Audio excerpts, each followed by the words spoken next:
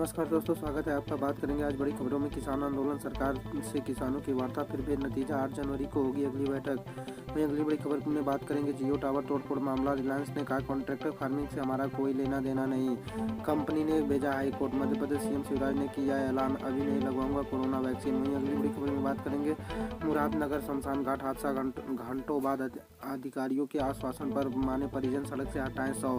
दोस्तों वहीं अगली बड़ी खबर में बात करेंगे सीएम ने 2 कोरोना वैक्सीन की लॉन्चिंग पर जताई खुशी, मिला जवाब सही थे अखिलेश यादव। दोस्तों पहली बड़ी खबर निकल के आ रही है किसान आंदोलन, सरकार से किसानों की वार्ता, फिर बेनतीजा। 8 जनवरी को होगी अगली बैठक। दोस्तों हम आपको पूरी खबर बताते हैं। कृषि कानूनों को निरस्त करने और एमएसपी की गारंटी की मांग किसानों और सरकार की वार्ता की राह में रोड़े की तरह अटका हुआ है। न सरकार कदम पीछे खींच सकती है और दूसरी तरफ के 40 किसानों ने दिल्ली की सीमाओं पर डटे किसान भी सर्दी से बेफिक्र अपनी मांगें पूरी होने तक नहीं लौटने के फैसले पर अटल हैं। सोमवार को सरकार और किसानों के बीच 7वें दौर की वार्ता एक बार फिर बेनतीजा रही। अगली वार्ता 8 जनवरी के लिए टल गई है। किसानों ने पहले तय शुदा कार्यक्रमों के मुताबिक 26 जनवरी तक आंदोलन इसी क्रम में जारी रखने की घोषणा की है। 6 तारीखों के एमसी पर मार्च भी करेंगे। वार्ता के दौरान सरकार की ओर से किसानों के तीनों कृषि कानूनों को बिंदुवार चर्चा की बात कही गई, लेकिन किसानों ने साफ कर दिया कि उनकी मांगें पूर्ववत कृषि कानूनों को निरस्त करना ही गतिरोधक खत्म करने का एकमात्र विकल्प है। दोस्तों ये अगली बड़ी खबर निकल के आ रही है किसान आंदोलन के दौरान पहली बार रिलायंस ने दी सफाई, कहा कॉन्ट्रैक्ट फार्मिंग से हमारा लेना देना नहीं। दोस्तों हम आपको पूरी खबर बताते हैं। कृषि कानूनों के खिलाफ चल रहे विरोध आंदोलन के बीच रिलायंस जियो के मोबाइल टावर टारगेट किए जा रहे हैं। इसमें रिलायंस और अदानी के प्रोडक्ट्स का विरोध किया जा रहा है। नतीजतन पंजाब में रिलायंस जियो के 1500 से अधिक टावर तोड़े जा चुके हैं। इस पर अब अंबानी की ओर से जारी किए गए बयान में कहा गया कि कंपनी का कॉन्ट्रैक्ट फार्मिंग से कोई लेना देना नहीं है। साथ ही कंपनी ने राज्य सरकार से मामले को नोटिस में लेने की अपील भी की है। रिलायंस ने कहा है कि Reliance Industry Limited, Reliance Retail Limited, Reliance Jio Infocomm Limited और रिलायंस की जुड़ी कोई भी अन्य कंपनी न तो कारपोरेट या कॉन्ट्रैक्ट फार्मिंग करती है और न ही करवाती है, और न ही भविष्य में इस बिजनेस में उतरने की कंपनी की कोई योजना है। कारपोरेट या कॉन्ट्रैक्ट खेती के लिए रिलायंस या रिलायंस की सहायक किसी भी कंपनी ने प्रत्यक्ष या अप्रत्यक्ष रूप से खेती की कोई भी जमीन हरियाणा या पंजाब अथवा देश के किसी दूसरे हिस्से नहीं खरीदी है, न ही भविष्य में ऐसा करने की हमारी कोई योजना है। अगली बड़ी खबर निकल के आ रही है कांग्रेस ने कहा पहले पीएम मोदी टीका लगवाएं, जेडीयू का पलटवार, देश पर भरोसा नहीं तो राहुल गांधी बीजेपी से ही टीका लगवा कर आए। दोस्तों हम आपको पूरी खबर बताते हैं। कोरोना वैक्सीन पर बिहार के नेताओं में भी एक दूसरे से बहस जारी है। कांग्रेस विधायक दल नेता के अजीत शर्मा ने कहा कि टीकाकरिया की जिस तरह रूस और अमेरिका के राष्ट्रीय अध्यक्षों ने पहले टीका लिया, उसी तरह से भारत में पीएम मोदी भी पहले टीका ले लें। कांग्रेस विधायक ने इस बयान पर राजनीतिक गर्म हो गई है। जेडीयू ने भी तीखा हमला करते हुए कहा कांग्रेस और राजद के बयानों पर जेडीयू ने भी तीखा पलटवार किया। जेडीयू प्रवक्ता राजीव रंजन ने कहा कि कांग्रेस को अगर स्वदेशी पर ऐतराज है तो राहुल गांधी अपने विदेश दौरे पर है, ऐसे में वो विदेश से ही वैक्सीन लगवा कर भारत आए। दोस्तों अगली बड़ी खबर निकल के आ रही है मुरादानगर प्रकरण, मित्रों के परिजनों को सरकार देगी 10 लाख रुपए और सरकारी नौकरी, माने परिजनों खुला हाईवे। दोस्तों हम आपको पूरी खबर बताते हैं। गाजियाबाद के मुरादनगर में रविवार दोपहर शमशान घाट के प्रवेश द्वार के साथ बने गलियारे की छत गिरने के मलबे में दबकर 24 लोगों की मौत हो गई और 15 लोग घायल हो गए। इस मामले में पुलिस ने 3 लोगों को गिरफ्तार किया।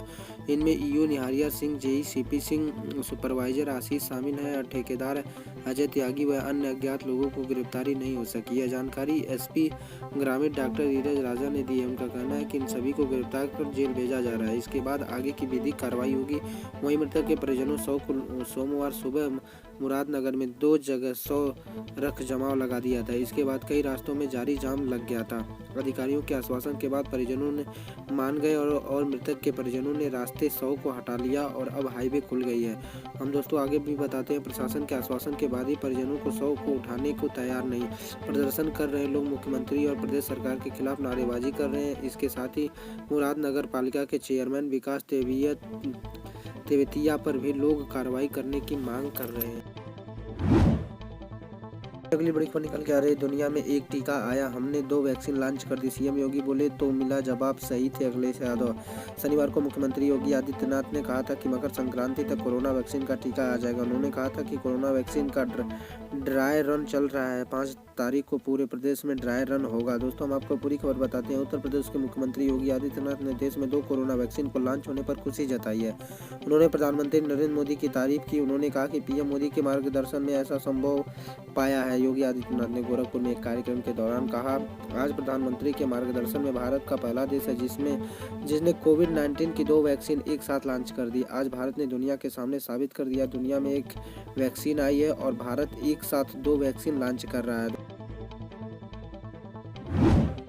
दोस्तों, ये अगली बड़ी खबर निकल के आ रही है। रॉबर्ट वाड्रा के कार्यालय पहुंचे आयकर अधिकारी, बेनामी संपत्ति मामले में दर्ज हो रहे हैं बयान। दोस्तों, हम आपको पूरी खबर बताते हैं। आयकर अधिकारियों की एक टीम सोमवार को बेनामी संपत्ति मामले को लेकर कांग्रेस अध्यक्ष सोनिया गांधी के दामाद और पार्टी महासचिव प्रियंका गांधी वाड्रा के प्रति रॉबर्ट वाड्रा के कार्यालय पहुंची। सूत्रों ने कहा कि पूर्वी दिल्ली के सुखदेव विहार स्थित वाड्रा के कार्यालय पहुंची टीम इस मामले में उनका बयान दर्ज कर रही है। दोस्तों, हम आपको बताते हैं, उधर रॉबर्ट वाड्रा ने इसे लेकर कहा कि मेरे पास छिपाने के लिए कुछ नहीं है। उन्होंने कहा, हम यहाँ सहयोग करने के लिए आए हैं, हमने सभी सवालों का जवाब दिए हैं। इसका बेनामी संपत्ति से कोई संबंध नहीं था। न्याय और सच की जीत होगी। मेरे पास छिपाने के लिए और चिंता करने के लिए कुछ नहीं है।